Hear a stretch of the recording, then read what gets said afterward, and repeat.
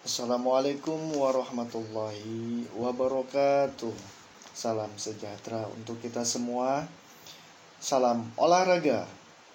Alhamdulillah pada kesempatan ini kita bisa melaksanakan kembali pembelajaran melalui media audio visual. Pada materi kali ini yang akan kita bahas adalah merancang pola penyerangan dan pertahanan pada olahraga pencaksilat. Namun, baiknya kita berdoa terlebih dahulu sebelum pembelajaran dimulai. Berdoa dipersilahkan. Berdoa selesai. Gimana kabarnya para peserta didik semuanya? Semoga kita semuanya selalu dalam lindungan Allah, serta selalu diberikan kesehatan dan kebahagiaan. Amin ya robbal alamin. Para peserta didik semuanya, pada pertemuan ini kita akan membahas mengenai olahraga pencaksilat, di mana KD-nya yaitu merancang pola penyerangan dan pertahanan dalam olahraga bela diri yang disusun sesuai peraturan permainan. Yang kedua, mempraktikkan hasil rancangan pola penyerangan dan pertahanan dalam olahraga bela diri ini yang disusun sesuai dengan peraturan permainannya.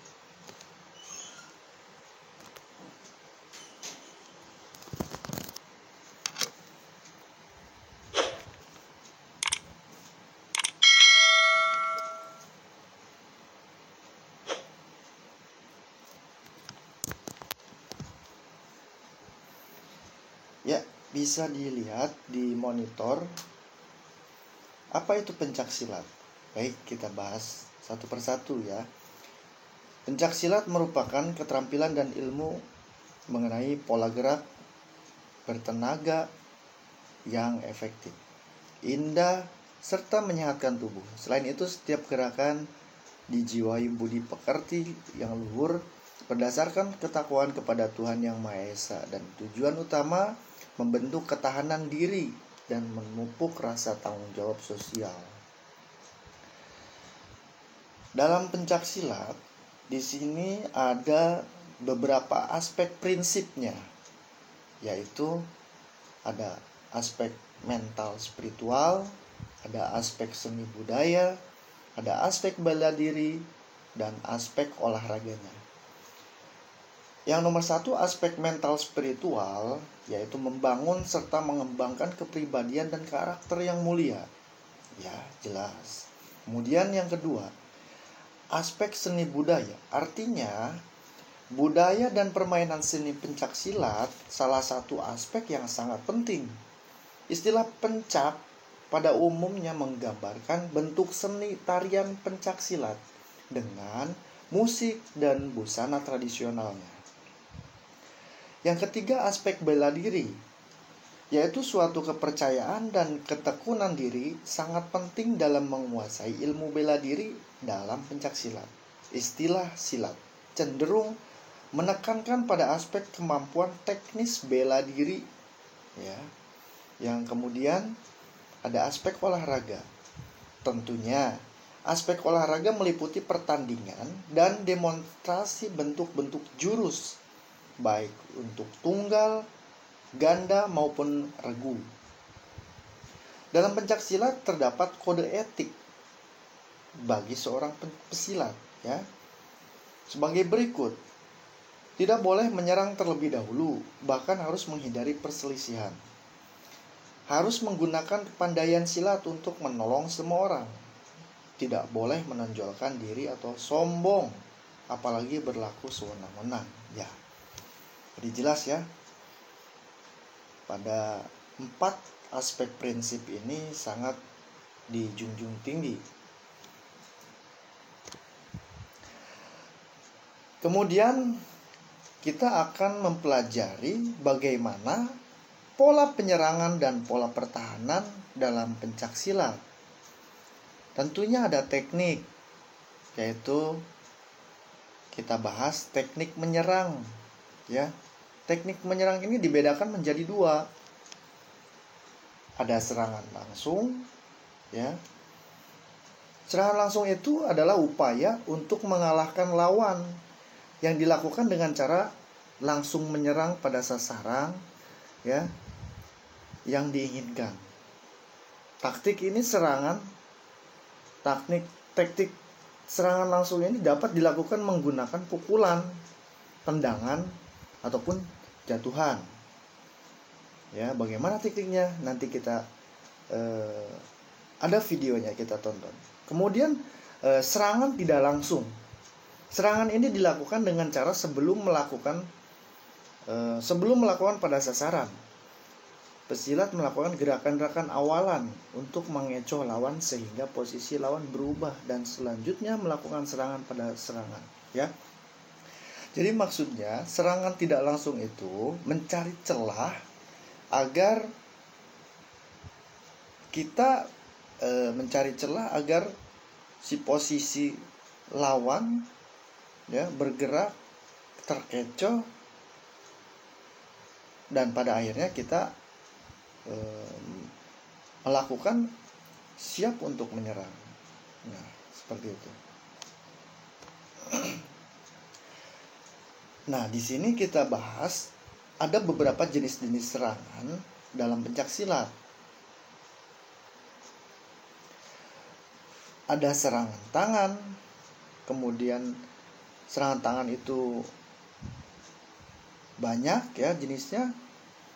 Pukulan depan, pukulan samping, pukulan sengkol, pukulan lingkar, kepret, tusukan, totokan, patukan, cengkraman, gentusan, dobrakan. Nah, kemudian ada serangan kaki, pakai kaki berarti ya. Tendangan lurus. Kemudian ada tendangan tusuk, tendangan jajag, tendangan T, tendangan celorong, tendangan taji, tendangan sabit, entak bawah, sapuan, sabetan, besetan, dengkulan, dan guntingan. Nah,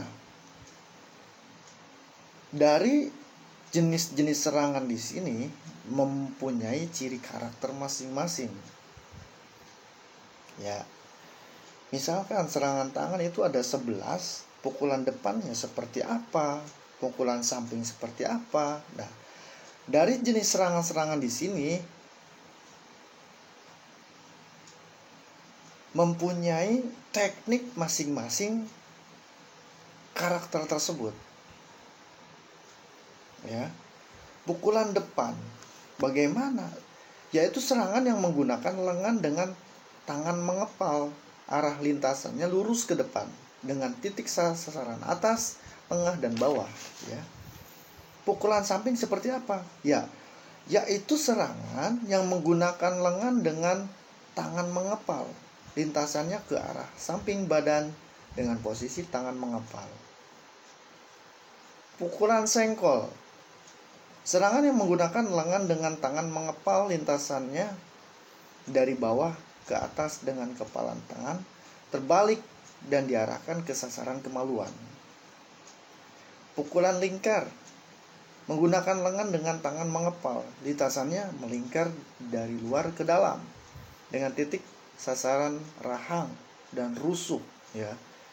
Nah, ini melingkar jadi sasarannya rahang dan rusuk.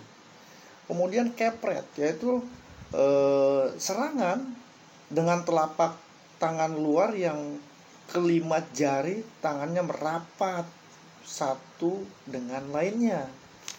Ya, lintasannya di dalam keluar atau bawah ke atas dengan sasarannya adalah muka atau kemaluan. Kemudian tusukan bagaimana? Menggunakan jari tangan dengan posisi jari merapat, arahnya lurus ke depan. Ya. Dengan sasarannya mata dan tenggorokan. Kemudian totokan, yaitu serangan menggunakan tangan setengah menggenggam, ya. Jadi tangan itu setengah menggenggam, ya, tidak diluruskan, beda dengan tusukan tadi. Ya, dilipat mungkin kelima jari kita, keempat jari kita. Yang perkenaannya ruas kedua dari buku-buku jari, arahnya lurus ke depan. dengan sasaran mata dan tenggorokan. Kemudian ada patukan. Patukan ini 5 jari tangan yang menguncup dan sedikit ditarik ke belakang. Sasarannya adalah mata. Kemudian cengkeraman. Cengkeraman yaitu serangan menggunakan kelima jari tangan mencengkram, ya, lintasannya segala arah. Baik. Kemudian gentusan. Gentusan itu menggunakan sisi tangan bagian dalam, ya. Posisi telapak tangan mengepal. Sasarannya itu leher dan pelipis. Nah, dobrakan yang terakhir, yaitu serangan yang menggunakan kedua telapak tangan terbuka, ya, didobrak, terbuka telapak tangannya dengan sasarannya dada. Nah, ya, itu adalah jenis-jenis serangan tangan. Kemudian ada serangan kaki, ya. Serangan kaki juga macam-macam yang tadi saya sebutkan, ya. Tendangan lurus. Tendangan lurus menggunakan ujung kaki dengan tungkai lurus. Tendangan ini mengarah ke depan dada pada sasaran dengan meluruskan tungkai sampai ujung kaki, ya. Bagian kaki yang kena saat menendang adalah pangkal bagian dalam jari-jari kaki. Posisi badan menghadap ke sasaran. Kemudian tendangan tusuk. Tendangan tusuk hampir sama dengan tendangan lurus, yaitu mengarah ke depan. Tetapi perkenaannya adalah ujung jari-jari kaki dengan sasaran kemaluan atau ulu hati, ya. Ya. Jadi beberapa teknik ini mempunyai ciri karakter, ya. Kemudian tendangan jejak disebut juga dorongan telapak kaki, ya, jejak itu. Kemudian ada tendangan T. Nah, tendangan T hampir sama dengan tendangan lurus, yaitu menggunakan sebelah kaki dari tungkai. Lintasannya lurus ke depan dan perkenaannya pada tumit telapak kaki dan sisi luar telapak kaki. Tendangan ini biasanya digunakan untuk serangan samping dengan sasaran seluruh bagian tubuh. Ya, ini tendangan T ini berarti sangat diandalkan, ya, sama pesilat-pesilat gitu. Kemudian tendangan celorong, ya, hampir sama sebetulnya dengan tendangan T, tetapi dilakukan sambil merebahkan badan, ya. Sasarannya yaitu lutut dan kemaluan. Kemudian tendangan taji. Kemudian taji ini dilakukan menggunakan sebelah kaki dengan tungkai dengan perkenaan tumit, lintasannya ke arah belakang. Wah, kalau ini ke arah belakang, ya, tendangan taji. Kemudian ada lagi tendangan sabit, ya. Sabit kayak bulan, ya, bulan sabit berarti. Dilakukan dalam lintasan setengah lingkaran. Perkenaannya itu bagian punggung, telapak kaki atau pangkal jari telapak kaki dengan sasarannya adalah seluruh tubuh, seluruh bagian tubuh, ya. Jadi tendangannya itu seperti membentuk bulan sabit, mungkin seperti itu, ya.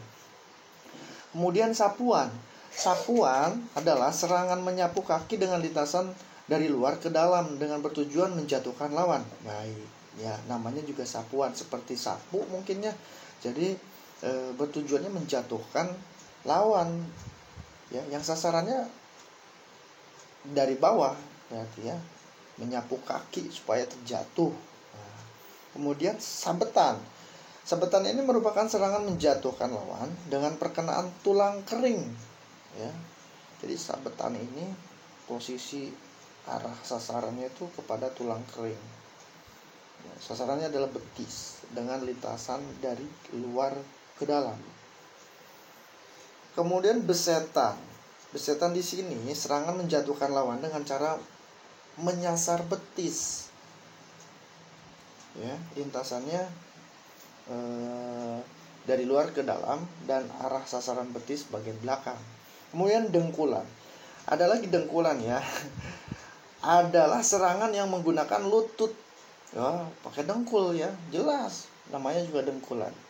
Sebagai alat penyerang, ya, dengkul itu. Dengkulan umumnya diarahkan kepada dada atau pinggang belakang. Ya, kemudian guntingan.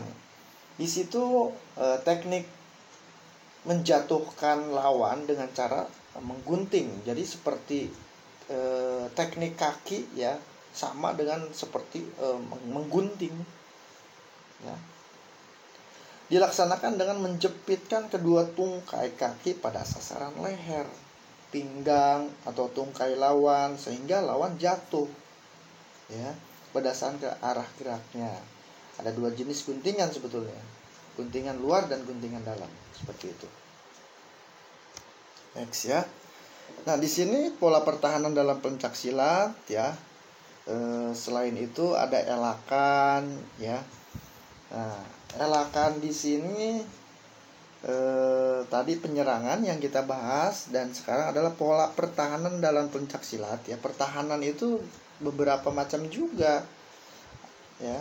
Ada elakan, kemudian ada hindaran, ada tangkapan, dan ada tangkisannya. Yang pertama kita bahas di sini pertahanan, yaitu elakan.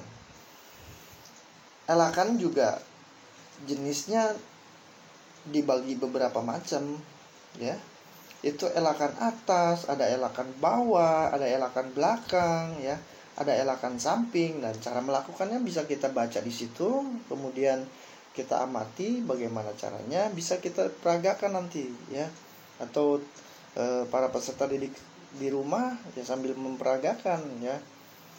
Nah, di situ ada tertulis elakan atas. A. Mengelakkan diri dari serangan pada bagian sebelah bawah. Wah, berarti mengelak. Mengelak itu sedikit menjauh, mengelak, ya. Kemudian mengangkat kedua kaki dengan sikap tungkai ditekuk, ya. Kemudian disertai dengan sikap tubuh dan tangan waspada, ya. Jadi si tangan itu selalu waspada, ya. Selalu bersikap pasang waspada. Kemudian mendarat dengan kaki saling menyusul atau kedua kakinya, ya. Nah, kemudian elakan bawah bisa kita baca, ya, silakan. Kemudian elakan belakang, ada elakan samping, nah, ya. Next, ya, selanjutnya. Nah, di sini yang tadi saya sampaikan, selain elakan itu ada hindaran, ya. Jenis-jenis hindaran antara lain ada hindaran hadap, ya, ada hindaran sisi, ada hindaran angkat kaki, ya, ada hindaran kaki silang, ya, macam-macam. Hindaran hadap itu yaitu menghindar dengan memindahkan kaki sehingga posisi tubuh menghadap lawan, ya. Kemudian hindaran sisi bagaimana menghindar dengan memindahkan kaki kanan sehingga posisi tubuh menyamping lawan, ya. Kemudian hindaran angkat kaki yaitu menghindar dengan cara bagaimana mengangkat salah satu kaki, ya.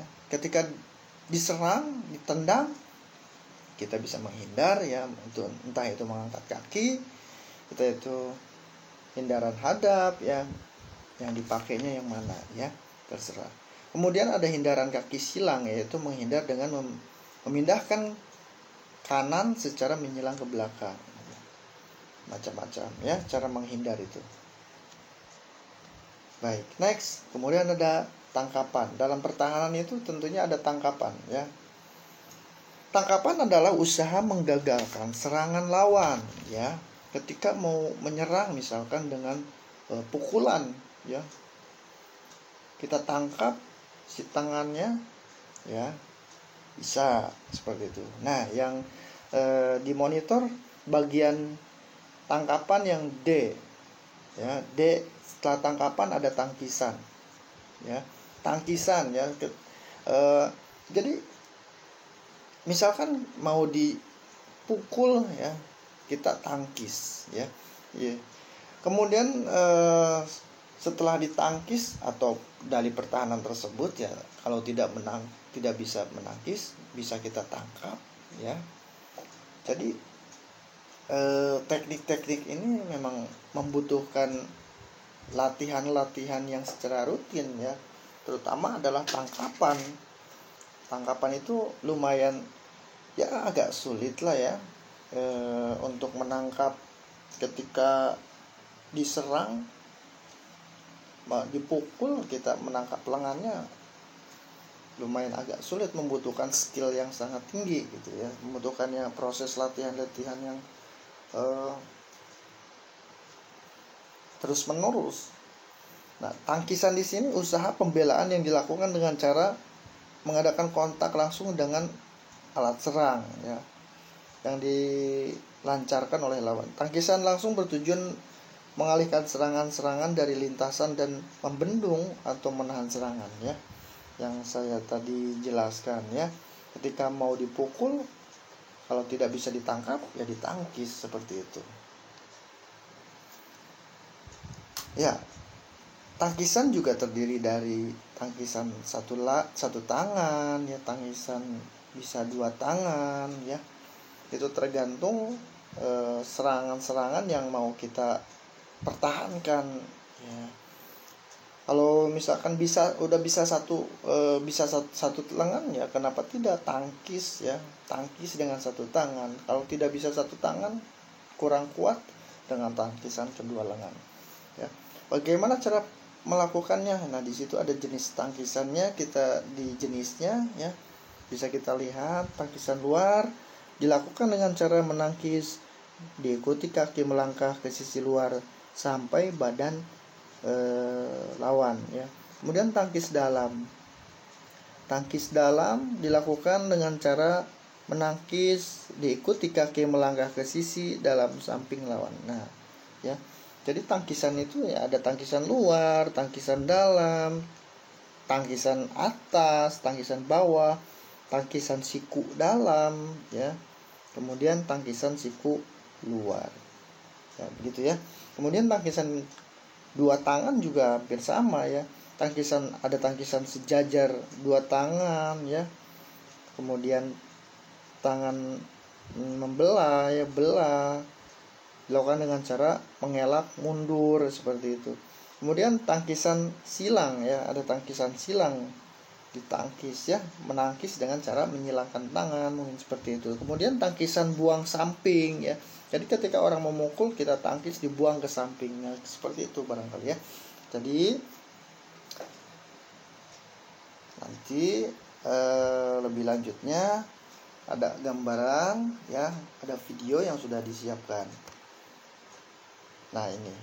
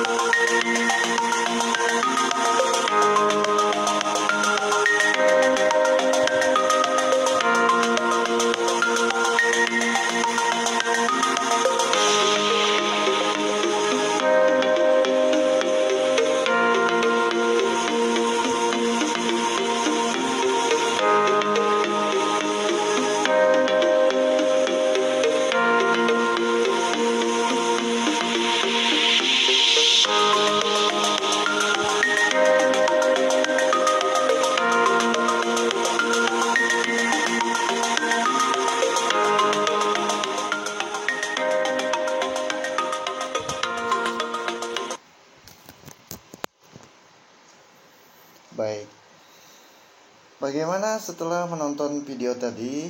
Ya, ada sedikit pencerahan barangkali ya. Tadi dari penjelasan di atas mungkin ada beberapa yang tidak dibahas, ada dua, yaitu bantingan dan kuncian. Nah, di situ tadi ditayangkan di video ya, ada bantingan dasar dan kuncian dasar. Baik para peserta didik semuanya ya, barangkali pembelajaran untuk saat ini ya, untuk kali ini pembelajaran mengenai pencak silat. Dan para peserta didik semuanya silahkan bisa berlatih di rumah ya, dengan cara dasar, gerakan dasar ya. Tidak harus misalkan memukul dengan keras ya, tapi dengan secara pelan dulu, tekniknya dibenarkan ya. Melatih yang kita pelajari hari ini ya, pola pertahanannya, kemudian pola penyerangannya ya, kemudian jenis-jenis tekniknya yang tadi dibahas tadi ya. Silahkan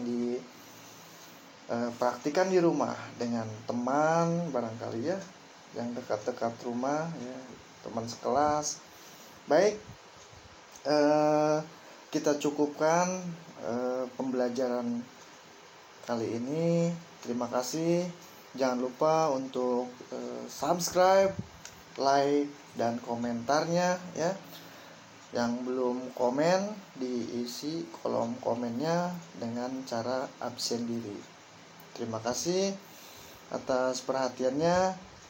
Wallahul muwaffiq ila aqwamit thoriq. Wassalamualaikum warahmatullahi wabarakatuh.